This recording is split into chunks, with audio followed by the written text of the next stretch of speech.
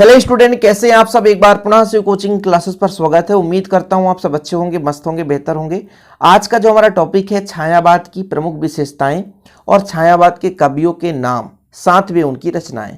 आप 10th class में हैं या 12th क्लास में हैं, सभी के लिए काफी महत्वपूर्ण है। लास्ट तक देखिएगा कैसे क्वेश्चन बन जाता है यहाँ से और किस प्रकार से हमको लिखना है जिससे हमें पूरे अंक मिल जाए। क्योंकि कुछ बच्चे सीधे रट्टाफिकेशन करते हैं कि पूरा रटना पड़ता है एक एक शब्द, ऐसा नहीं है। आप अपने भाषा में भी कैसे लिखेंगे इस पर हम चर्चा करेंगे बच्चों। तो सबसे पहले तो एक ऑब्जेक्टिव क्वेश्चन बनता है, स्थूल के प्रति सूक्ष्म विद्रोह है, इस छायावाद परिभाषा को किसने दिया था? तो डॉक्टर नागेंद्र जी के अनुसार। ऑब्जेक्टिव क्वेश्चन कैसे बनता है हिंदी से? स्थूल के प्रति सूक्ष्म का विद्रोह, ये किसका कथन है? तो डॉक्टर नागेंद्र जी का। किसका है? डॉक्टर नागेंद्र जी का। हम दो ही पर बात करेंगे केवल आज तक में। यहां से जो परिभाषा है, कई सारे है ना कवि जो हैं अपनी अपनी छायावाद की परिभाषाएं प्रस्तुत किए, लेकिन अभी तक में जो एग्जाम में पूछा गया हम केवल उसी पर चर्चा करते हैं।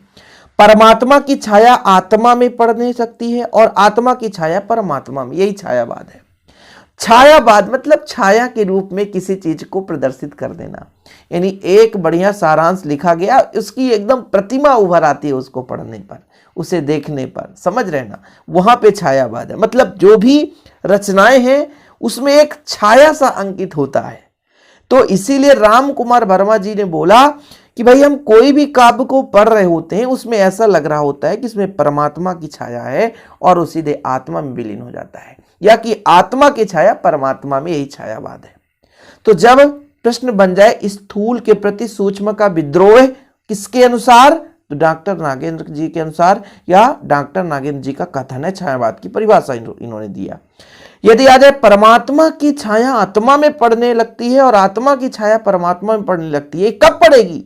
जब आप किसी काव्य को पढ़ोगे, छायावादी कवियों की रचनाओं को पढ़ोगे, जिसे आप रेखा चित्र, आकाशगंगा, ये राम कुमार वर्मा जी का, इनकी जब आप रचनाओं को पढ़ते हैं तो ऐसा लगता है कि वास्तविक रूप से इस काव्य को पढ़ने से आत्मा में बिल्कुल ये पूरा का पूरा काव्य परछाई के रूप में समाहित हो गया है। छायावाद, इसके अंदर जो भी कवि हैं, बिल्कुल जो भी रचनाएं किए हैं, उनकी रचनाओं में एकदम एक छाया सा प्रतीत होता है, ये चीज होता है बच्चों, ठीक है। तो यहां से ऑब्जेक्टिव क्वेश्चन बनता है, पहली बात। अब परिभाषा दी पूछ दिया गया कि छायावाद किसे कहते हैं, 2 नंबर में, फिर आप लिख देना डॉक्टर नागेंद्र जी के अनुसार स्थूल के प्रति सूक्ष्म का विद्रोह, स्थूल के प्रति सूक्ष्म का विद्रोह, और डॉक्टर राम कुमार वर्मा के अनुसार परमात्मा की छाया आत्मा में पड़ने लगती है और आत्मा की छाया परमात्मा में, यही छायावाद है, ये परिभाषा है। विशेषताएं, अब आपको विशेषताओं में जैसे हमने यहाँ पे पूरा वर्णन किया है कि व्यक्तिवाद की विशेषताएं, श्रृंगार भावना, प्रकृति का मानवीकरण, इसका भी डिटेल्स किया है। तो आपको 4 विशेषताएं तैयार करना है, 4 विशेषताएं। प्रकृति की भावना वो तो अलग है। पहला नंबर हमारा है व्यक्तिवाद की प्रधानता, श्रृंगार भावना, प्रकृति का मानवीकरण, नारी के प्रति नवीन भावना, वेदना एवं करुणा का आधिक्य, जीवन दर्शन। देखो, किसी भी काव्य को पढ़ोगे तो किसी न किसी व्यक्ति से संबंधित होगा। देखिए विशेषताएं कैसे याद करना, बहुत आसानी से। किसी काव्य को आप पढ़ोगे तो किसी न किसी व्यक्ति से संबंधित वो काव्य है जिसमें उसके प्रेम की भावना, श्रृंगार की भावना बिल्कुल प्रकृति से जोड़ दिया गया है, प्रकृति का संबंध मानवीकरण कर दिया गया है। और भैया श्रृंगार की भावना, प्रेम की भावना है तो कहीं ना कहीं नारी के प्रति प्रेम तो होगा और उसके अंदर वेदना एवं करुणा भी होगी, तब उसके जीवन के दर्शन हम कर पाएंगे किसी काव्य को पढ़ते समय। देखो विशेषता है पूरा कंप्लीट। वाह यार, क्या तरीका है याद करने का, तरीका लाजवाब, रट्टा नहीं करना है। व्यक्तिवाद की प्रधानता, मतलब देखिए हम जो अभी आपको एक छोटा सा स्टोरी बनाकर बता रहे हैं उससे आप छायावाद की विशेषताएं तैयार कर पाएंगे कि किसी भी काव्य को पढ़ेंगे तो किसी न किसी व्यक्ति के बारे में लिखा होगा, तो व्यक्तिवाद की प्रधानता। अब भैया उस व्यक्ति के बारे में हमेशा आप किसी भी कहानी को पढ़ें, कोई भी सारांश, उसके अंदर एक प्रेम भावना आएगा ही। और प्रेम आ गया मतलब श्रृंगार की भावना है, तो भाई श्रृंगार भावना है। और आप जानते हैं कि भैया उसको हम किससे जोड़ेंगे, एक प्रकृति से जोड़ के रखेंगे। कि मतलब किसी भी कविता को पढ़ रहे हैं या किसी हम काव्य को पढ़ रहे हैं तो भी उसमें एक व्यक्ति का वर्णन है जिसके मतलब जिसका प्रेम एक नारी से होता है, तो नारी के प्रति नवीन भावना भी होगा। प्रकृति से जोड़ कर रखा है मानव की पूरी चेतनाओं को, तो प्रकृति में मानवीकरण। और यदि व्यक्ति है उसमें प्रेम है, नारी के प्रति जिज्ञासा है, तो कहीं ना कहीं वेदना भी होगा, करुणा भी होगी अंदर। और इनका पूरा अध्ययन करेंगे तो हमें जीवन दर्शन भी मिलेगा। देखो बच्चों, व्यक्ति के बारे में वर्णन होगा, श्रृंगार प्रेम की भावना है, तो श्रृंगार भावना जिसकी हम तुलना प्रकृति से कर देते हैं, मतलब उस मानव की तुलना मानवीकरण, प्रकृति का मानवीकरण। और नारी के प्रति सम्मान है भैया, श्रृंगार भावना है, प्रेम होगा, तो पति है तो पत्नी तो होनी चाहिए, नायक है तो नायिका होनी चाहिए। तो किसी व्यक्ति के बारे में प्रधानता है तो भाई एक नारी तो होगी ही, तभी तो वहां पे प्रेम होगा। ठीक है, और उसके अंदर वेदना भी, करुणा भी, दुख बहुत होता है भाई नारियों में। और जब इनको पूरा हम अध्ययन करेंगे तो जीवन दर्शन हो जाएगा। भैया नहीं बोलते हैं कि हमने श्री राम जी के आदर्श को पा करके हमारा जीवन धन्य हो गया। तो इस तरीके से आप विशेषताएं याद करोगे और उसका वर्णन करना तो आप अपनी भाषा में। भाई व्यक्तिवाद की प्रधानता मतलब छायावाद में व्यक्तिगत भावनाओं की प्रधानता दी गई है। उनके वहां पर कवि ने अपने सुख दुख हर्ष शोक को भी बारी प्रदान करते हुए खुद को अभिव्यक्त करता है। अब देखिए, अब हम जानते हैं भाई विशेषताएं हमसे याद हो गए हैं।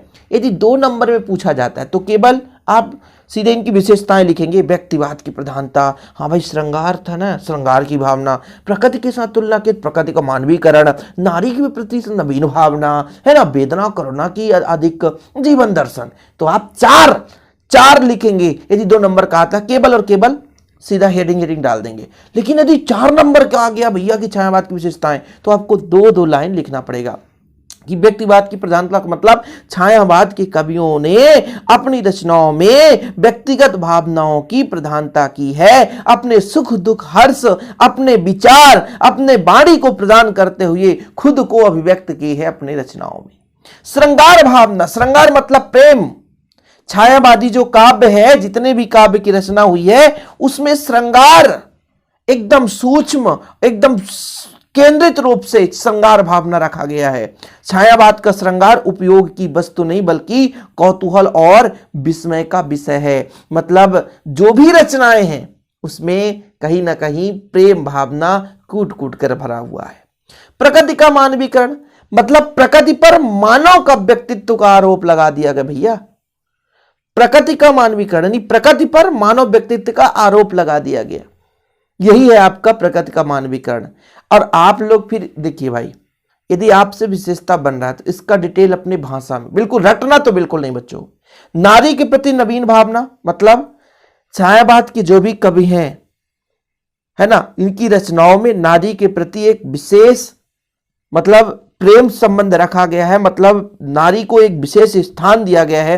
नारी के सम्मान के प्रति हर एक रचनाओं में सजग है।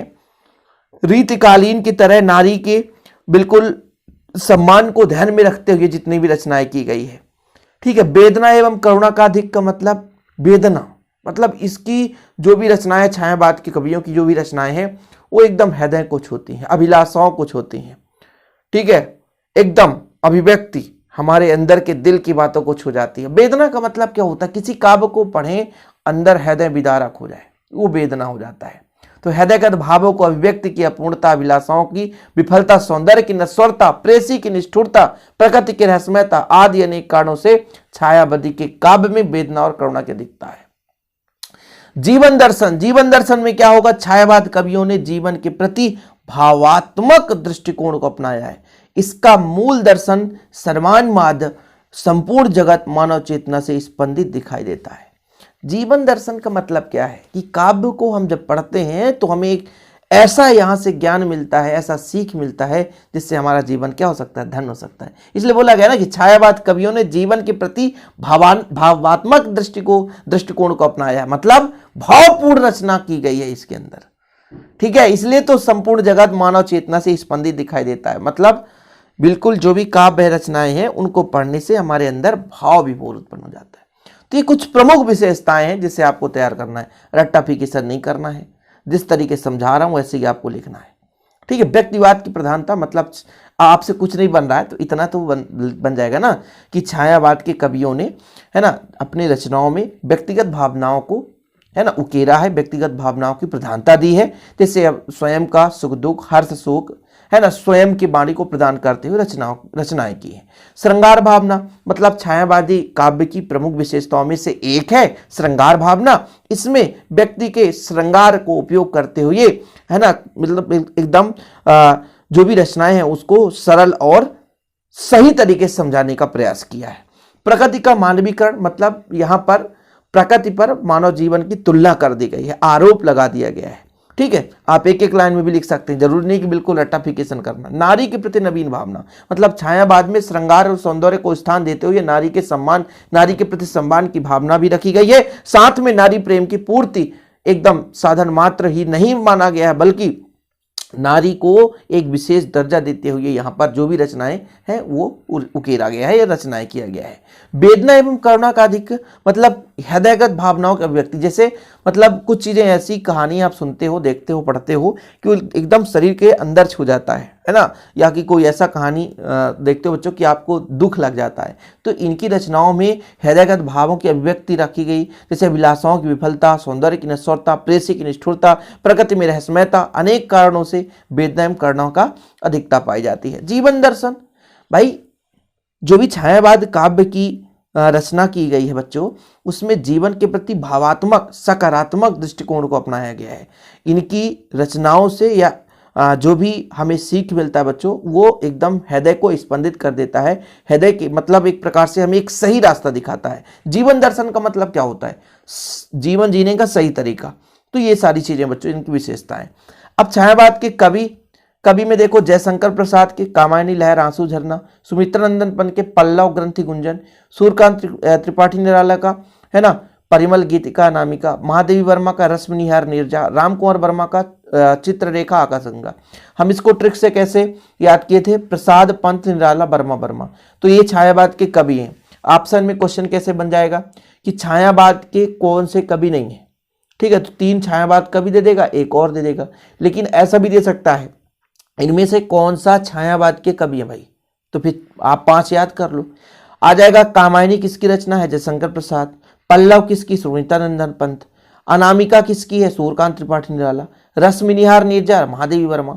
तो यहां से ऑब्जेक्टिव क्वेश्चन बनता है, तो प्लीज आप रचनाएं तो तैयार करना ही पड़ेगा। अब भी कि अब भी तैयार करो, तुरंत तैयार कर लो, अब भी कि अभी, इधर उधर भटकने की जरूरत नहीं बच्चों, अब भी कि अभी तैयार कर लो। ठीक है, छायावाद की कवियों और उनकी रचनाओं को। प्रसाद पंत निराला वर्मा, प्रसाद पंत निराला वर्मा, प्रसाद पंत निराला वर्मा। 5 बार पढ़ोगे तो ऑलरेडी याद हो जाएगा। बोर्ड एग्जाम के लिए तैयारी कर रहे हो ना, प्रसाद पंत निराला वर्मा, प्रसाद पंत निराला वर्मा, ऐसे याद करोगे वो याद हो जाएगा। ओके, तो आज के लिए इतना ही। वीडियो पसंद आता लाइक करके शेयर कर दें बच्चों, और ऐसे वीडियो पाने के लिए चैनल को सब्सक्राइब कर लें। जय हिंद, वंदे मातरम।